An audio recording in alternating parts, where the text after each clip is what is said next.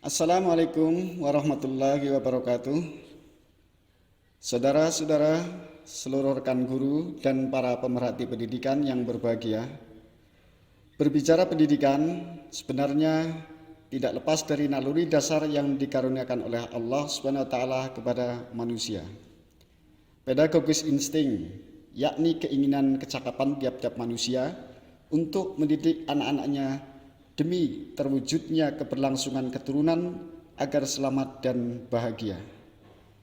Naluri dasar tersebut kemudian yang menurut Ki Hajar Dewantara diimplementasikan melalui upaya menuntun segala kodrat yang ada pada anak-anak agar mereka dapat mencapai keselamatan dan kebahagiaan yang setinggi-tingginya baik sebagai individu maupun sebagai anggota masyarakat.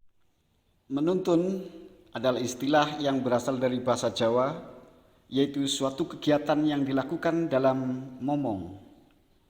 Dalam hal ini, Ki Hajar Dewantara mempopulerkan istilah trimong, yaitu momong, ngemong, dan among.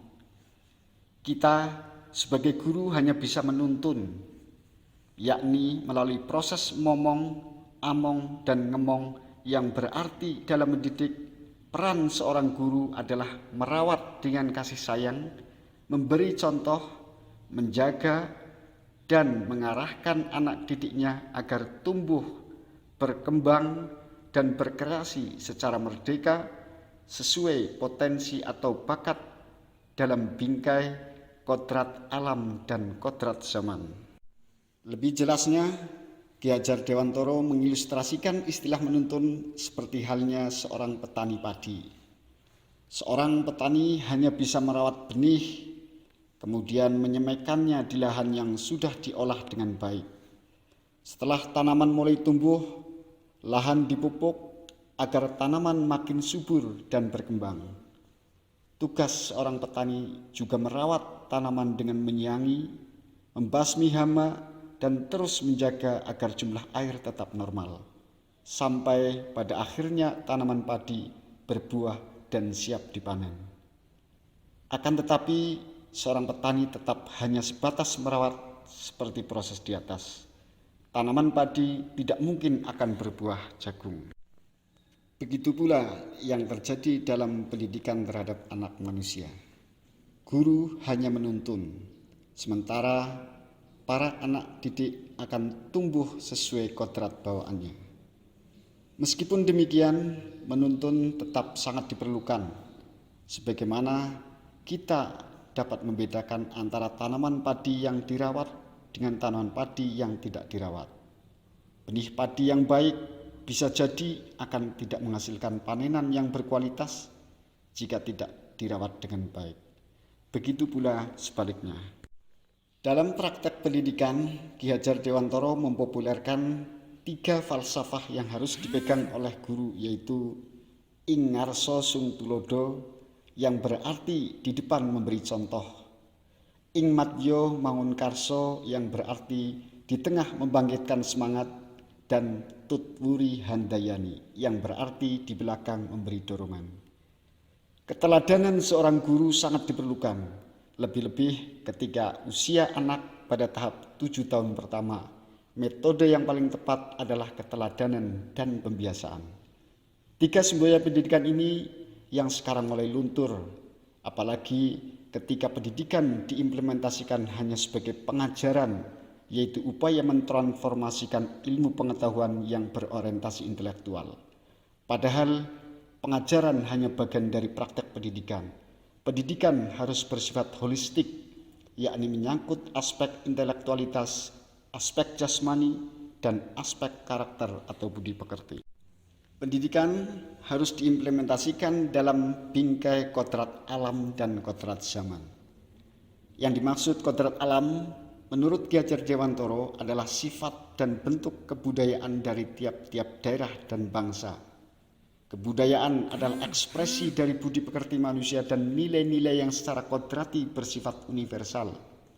Sementara bentuknya beraneka ragam sebagai kreativitas manusia sesuai dengan keragaman letak geografis dan kehidupan sosiologisnya. Melalui proses pendidikan, segala benih-benih kebudayaan yang hidup dalam masyarakat kebangsaan disemaikan dengan maksud agar segala unsur peradaban dan kebudayaan tadi dapat tumbuh dengan sebaik-baiknya. Sedangkan kodrat zaman melahirkan isi dan irama. Perkembangan ilmu pengetahuan dan teknologi melahirkan isi dan irama kebudayaan baru yang berbeda dengan sebelumnya. Oleh karena itu, hendaknya pendidikan harus disesuaikan dengan kodrat alam dan kodrat zaman. Dalam istilah lain, disesuaikan dengan ruang dan waktu. Dalam bingkai kodrat alam dan kodrat zaman, kebudayaan manusia akan mengalami akulturasi. Ki Hajar Dewantoro menyikapi proses akulturasi kebudayaan dengan asas trikon. Dalam pertukaran kebudayaan dengan dunia luar harus continuated dengan alam kebudayaannya sendiri, lalu konvergen dengan kebudayaan-kebudayaan lain yang ada. Dan akhirnya jika kita sudah bersatu dalam alam universal, kita bersama mewujudkan persatuan dunia dan manusia yang konsentris. Ibarat unsur kimia, semua anak manusia adalah jenis-jenis unsur yang beraneka ragam. Secara kontinuitas, unsur-unsur mempertahankan sifat dan bentuknya yang khas dan unik. Unsur-unsur kemudian ketika bertemu dengan unsur lain akan saling membentuk ikatan.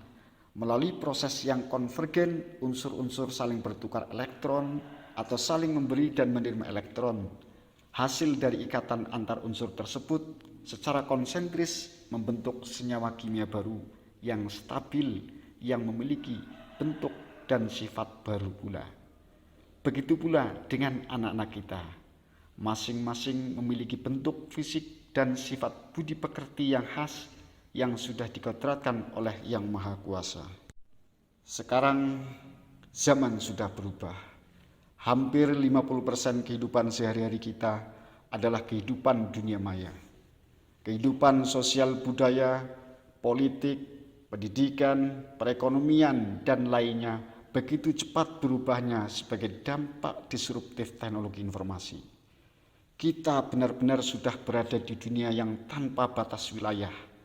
Sebab teknologi internet telah menjebol batas-batas wilayah dan budaya, serta memperkecil dunia kita hanya sebesar Android yang ada dalam genggaman tangan. Kita tidak mungkin menghalang-halangi anak-anak kita dari dunia maya dengan alasan banyak kerusakannya. Saat ini atau suatu saat nanti, pasti mereka sudah atau akan berhadapan dengan dunia maya. Dalam dunia maya, pertukaran atau akulturasi kebudayaan semakin terbuka lebar. Akses informasi yang sedemikian bebas dan tanpa batas menyebabkan akulturasi begitu cepat, bahkan mungkin tidak terkendali. Maka tugas kita sebagai guru adalah menuntun agar mereka memiliki kesiapan tumbuh dan berkembang dalam dunia maya juga. Kita perlu memberi imunitas kepada anak-anak kita agar jiwanya mampu menangkal hal-hal negatif dari kebudayaan luar sebagai dampak dari era disrupsi ini. Akhirnya kita perlu mengingat kembali apa yang diamanahkan oleh sahabat Nabi Muhammad SAW, yaitu Ali bin Abi Thalib. Didiklah anak-anakmu sesuai dengan zamannya, karena mereka hidup di zaman mereka, bukan pada zamanmu. Karena mereka diciptakan untuk zamannya, sedangkan kalian diciptakan untuk zaman kalian. Demikian sekilas ulasan dari saya sebagai refleksi terhadap pemikiran Bapak Pendidikan kita, Ki Hajar Dewantoro. Semoga berawal dari refleksi ini kita bisa bersama-sama mengawal pendidikan di negara kita. Wassalamualaikum warahmatullahi wabarakatuh.